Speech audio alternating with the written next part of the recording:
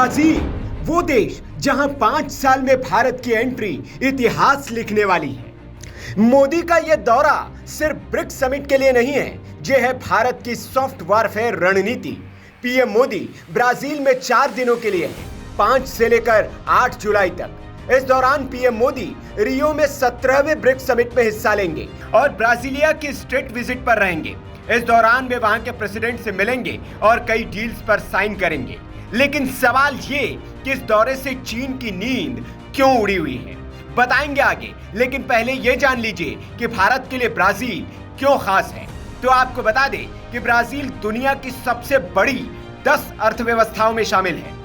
वहां खनिज, तेल, गैस, अनाज सब कुछ है और सबसे खास वो ब्रिक्स का हिस्सा है, जहां भारत, रूस, चीन, ब्राजील और साउथ अफ्रीका है।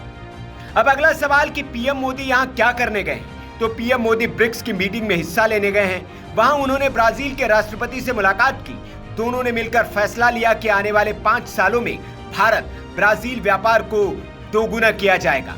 मतलब दोनों देश मिलकर पैसा कमाएंगे, एक दूसरे का सपोर्ट करेंगे। सबसे बड़ी बात, रेयर अर्थ मिनरल्स। भारत को इलेक्ट्रिक गाड़ियां, बैटरी, चिप्स बनाने के लिए रेयर अर्थ मिनरल्स चाहिए।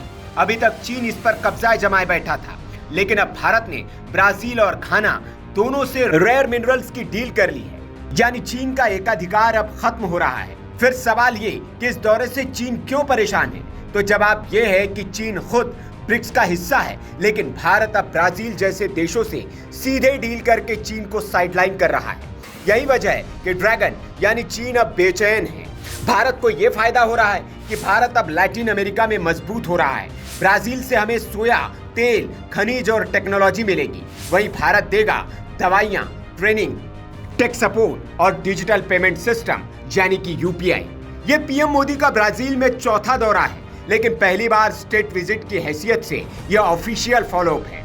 दरअसल लैटिन अमेरिका के साथ भारत का व्यापार लक्ष्य $100 बिलियन तक पहुंचाने का है और इसीलिए पीएम मोदी ने इन देशों का दौरा प्लान किया है।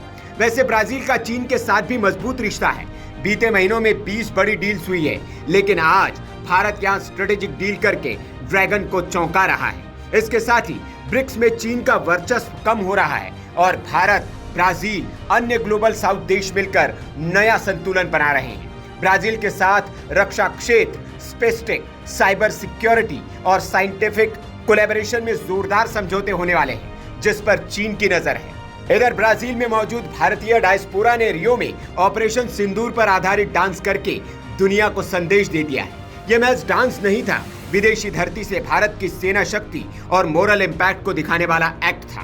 पीएम मोदी का यह दौरा सिर्फ 4 देशों वाला वन स्टॉप नहीं है, यह है भारत की नई रणनीति, जो ब्राजील जैसा विशाल आर्थिक और राजनीतिक पावर हाउस को साथी बना रहा है। चीन के ड्रैगन के सामने ये सीधी चुनौती है।